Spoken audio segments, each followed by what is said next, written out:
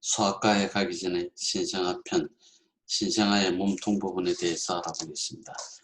아이가 먹기 시작하면 몸무게가 늘면 배를 중심으로 몸통이 빨리 커집니다. 그 과정에서 가슴 한복판에 움푹 들어간다거나 양쪽 젖구지에 멍울이 잡히거나 탯줄이 마르고 쪼글쪼글해집니다. 자, 그러면 다음의 변화를 한번 보도록 하겠습니다. 신생아의 젖멍울입니다. 출산 후 엄마는 아기를 먹이기 위해 유방이 커지죠. 이것이 호르몬의 작용인데 이 호르몬이 태반을 통해 아기에게 넘어가서 양쪽 젖꼭지에 멍울이 생길 수 있습니다. 이거는 남자 아기도 마찬가지이죠. 이러한 현상은 일시적이며 어떤 아이는 실제로 약간의 젖이 흘러나오기도 합니다. 더 길게 지속되는 경우도 있지만 몇 주 정도 지나면 호르몬의 작용이 감소하면서 젖멍울도 작아집니다. 때로는 젖을 짜주는 부모도 있지만 이럴 필요는 전혀 없고 이게 자극뿐만 아니라 감염이 생길 수 있으므로 피해야 합니다. 정상 심잡음, 파이프를 통해서 물이 흐르거나 간을 통해 바람이 지나갈 때 소리가 나듯이 심장 속에서 혈액이 이동할 때도 소리가 납니다.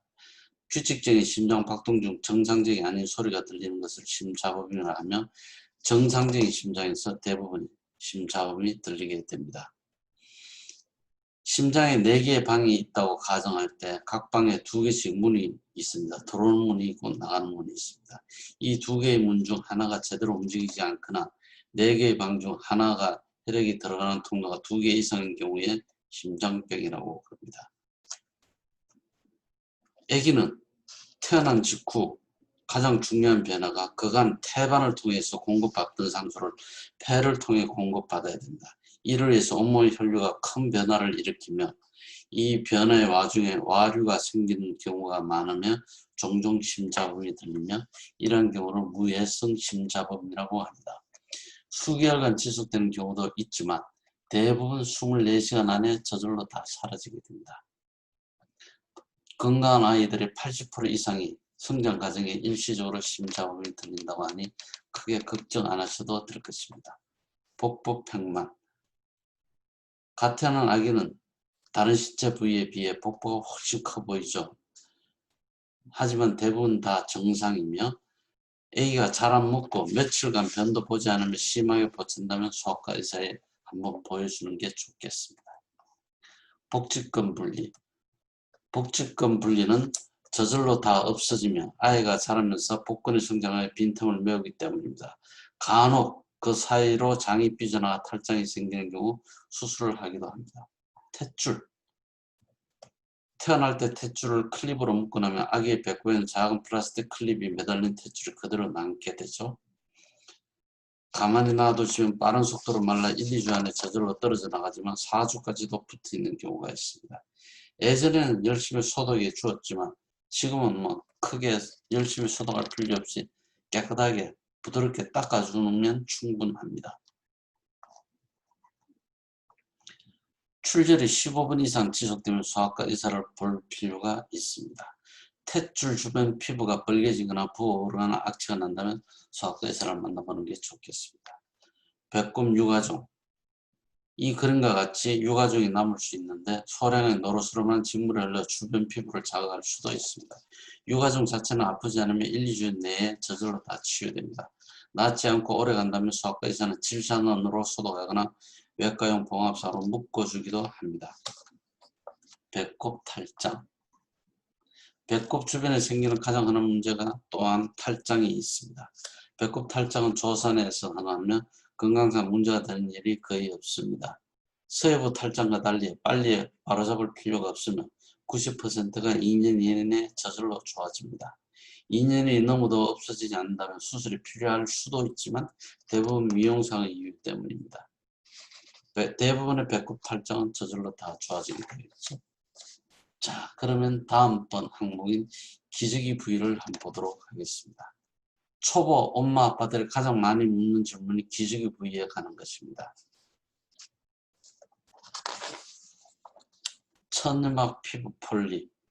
건강한 여자아기의 3 내지 13%에서 관찰이 되며 생후 며칠 혹은 몇 주가 지나서 눈에 띌 수도 있습니다. 시간이 지나면 저절로 사라집니다. 음순유착. 사춘기 전 여아의 3%에서 존재하며 3개월에서 3세 사이에 발견됩니다. 80%는 치료하지 않아도 1년 이내에 저절로 좋아집니다. 대부분 아이가 성숙하여 에스트로겐을 분비하기 시작하면 저절로 대부분 좋아지고, 간혹 소아과 의사가 피부가 분리되는 과정을 돕기 위해 부드럽게 잡아당기거나 에스트로겐 크림을 바르라고 권하는 경우도 있습니다만 대부분 저절로 좋아집니다. 신생아 혈성질 분비물. 신적 분비물이 나오는 일은 매우 흔하며 생후 몇 주 내에 피 섞인 분비물이 소량 흘러나오기도 하지만 저절로 좋아지니까 걱정할 필요가 없습니다. 포경수술. 포경수술은 과학적 연구를 통해 몇 가지 건강상 이점이 입증이 되긴 되었습니다. 포경수술의 의학적 이점은 HIV에 감염될 위험이 높아지고 생식기 herpes 바이러스, 인유두종 바이러스, 매독등 성병에 감염될 위험이 유의하게 낮아지며 여러 감염 위험이 약간 낮아집니다. 응경암의 위험이 낮아지며 포피 감염이 예방되고 또한 포경이 예방되고 생식기 위생을 유지하기가 쉽습니다. 포경수술을 원한다면 태어나 몇 개월 이내에 하는 것이 좋습니다. 국소 마취로 충분하기 때문이죠. 의사에 따라 다르지만 3 내지 6개월이 지나면 전신 마취를 해서 하게 됩니다. 포경수술을 받고 나서 며칠 후 수술 부위에 규칙적으로 바셀린을 발라주고 수술 부위가 약간 붓고 노란 분비물이 나오는 것이 정상입니다. 잠복고환. 만사가 2 내지 5%, 조산의 30%에서 관찰이 되며 70%에서는 돌전에 복강에 있던 고환이 저절로 음낭으로 내려오게 됩니다. 고환근 반사가 아닌지 구별을 해야 합니다. 음낭수종, 고환유라고 그러죠. 음낭수종. 남자에게 1 내지 2%가 이 주머니 막 속에 물이 고일 수가 있습니다. 이걸 음낭수종이라 하며 대부분 생후 1년 이내에 사라지고 돌이 지나도 남아있다면 수술로 교정해 주어야 합니다. 탈장이란 위장관이 정상 위치를 벗어나는 경우이며 탈장은 심각한 문제를 일으킬 수 있으므로 음낭수정이 제때 없어지지 않으면 소아외과 혹은 소아비뇨기과 전문의를 만나는 것이 좋겠습니다. 요도하열. 남아의 0.3에서 0.7%에서 관찰되는 요도하열입니다. 요도하열은 종종 응경하망곡과 동반될 수 있습니다. 요도하열은 반드시 외과 의사에게 보여야 합니다. 요도하열은 외과 의사가 정확히 평가할 때까지 포경수술을 미루어야 합니다. 응치뼈 함몰. 응치뼈 함몰은 지름이 0.5cm를 넘지 않고 움푹 파인 부분이 밑바닥에 확실히 보인다면 걱정할 필요가 없습니다. 하지만 지름이 0.5cm가 넘거나 파인 부분이 깊어서 바닥이 정확하게 보이지 않거나 털이 자라나 있거나 피부 색깔이 다른 경우에는 검사를 해보셔야 합니다. 방귀. 초보 부모들이 가장 많이 묻는 질문이 방귀죠. 사실 갓난아이 위장근이 천천히 성숙하면서 유익균들이 자리 잡는 데는 3 내지 4개월이 걸립니다.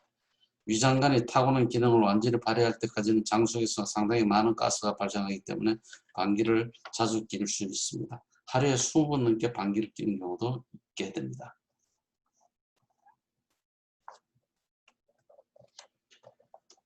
방귀 횟수를 줄여보려는 여러 가지 노력을 해보지만 어느 것도 효과가 있다는 것이 없습니다. 이 또한 지나가니까 생후 3, 4개월이 되면 방귀 횟수가 줄어들고 저절로 좋아지게 됩니다. 대변. 방귀와 함께 소아과 의사가 가장 많은 질문을 받는 것이 대변에 관해서입니다. 얼마나 자주 보든 붓기가 어떻든 색깔이 어떻든 냄새가 어떻든 아기의 몸무게가 잘 늘고 대변에 피가 섞이지 않고 설사가 심하지 않다면 걱정할 필요가 없습니다. 갓 태어난 아기의 대변은 묽은 것이 보통입니다. 모유를 먹는 아기의 변이 훨씬 더 묽습니다. 하루에 10 내지 15번 대변을 보는 아이도 있지만 2, 3일에 한 번 보는 것도 정상입니다. 대변의 색깔 역시 시간이 지나면서 조금씩 변하는데 가을의 낙엽에서 볼 수 있는 색깔은 모두 정상입니다. 묽은 변에서 땅콩 버터처럼 대직한 대변까지 모두 정상이에요. 먹는 것이 변하면 대변도 변하게 됩니다. 다시 한번 요점은 아기의 몸무게가 잘 는다면 필요한 모든 영양소를 섭취한다고 봐도 좋다는 것입니다. 변비.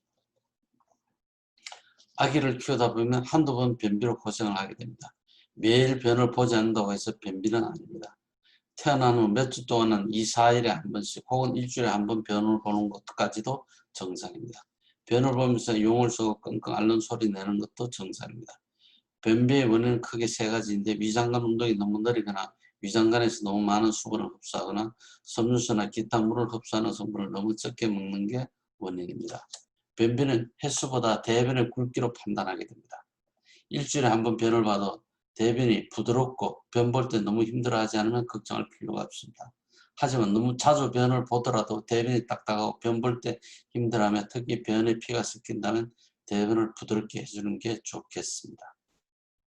정상적인 아기에서 변비는 건강 문제라기보다는 불편함의 문제고 변비가 있다고 해서 심각한 병이 있는 경우는 매우 드뭅니다. 기저귀 발진. 기저귀 발진의 가장 흔한 이유는 화학적 자극과 곰팡이 감염이죠. 화학적 자극에 의한 발진은 엉덩이가 기저귀에 닿는 부위에 가장 심하게 나타납니다. 심지어 피부 개양이 생긴 것처럼 보일 수도 있습니다. 곰팡이 감염에 의한 기저귀 발진은 칸디다라는 곰팡이가 일으킵니다. 화학적 자극에 의한 발진은 산성인 대변이 피부를 자극해서 생기는 반면 캔디다 발진은 감염적으로 항진균 크림으로 적절히 치료하지 않으면 계속 번지게 됩니다. 캔디다 발진과 화학적 자극에 의한 발진은 크게 두 가지 감별점이 있는데 피부 주름 속에 발진이 있느냐 혹은 작은 위성병들이 있느냐 없느냐에 따라서 구별을 하게 됩니다. 치료는 다 똑같습니다. 피부를 잘 건조시키고 5에서 10분간 기저귀를 채우지 않고 자연 건조시킵니다.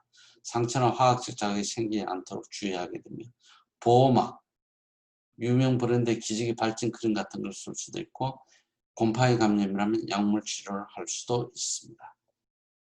다음과 같은 경우는 수학과를 방문하는 게 좋겠죠. 발진이 일주일 이내에 좋아지지 않고 크게 악화하며 피부가 벗겨지고 병변이 점점 커지면서 만지면 아파하는 것 같고 고름이 잡히거나 점점 커지거나 열이 날 경우입니다.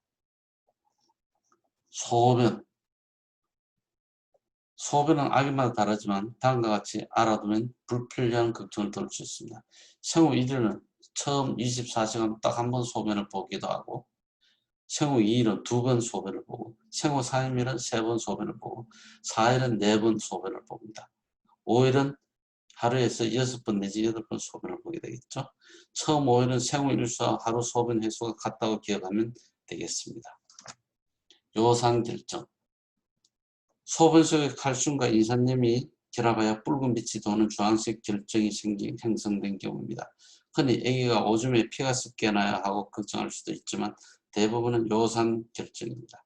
요산 결정은 탈수됐을 때 더 흔히 생기기도 하지만 탈수 징후가 보이지 않는다면 걱정할 필요가 없습니다. 모유를 먹는 아이는 오마이젖이 충분히 나올 때까지 생후 며칠간 소변에서 요산 결정이 자주 관찰됩니다. 자, 요것만은 기억하셔야 되겠습니다. 한번 읽어보시고 기억하시면 아기를 키울 때 훨씬 편하실 겁니다. 감사합니다.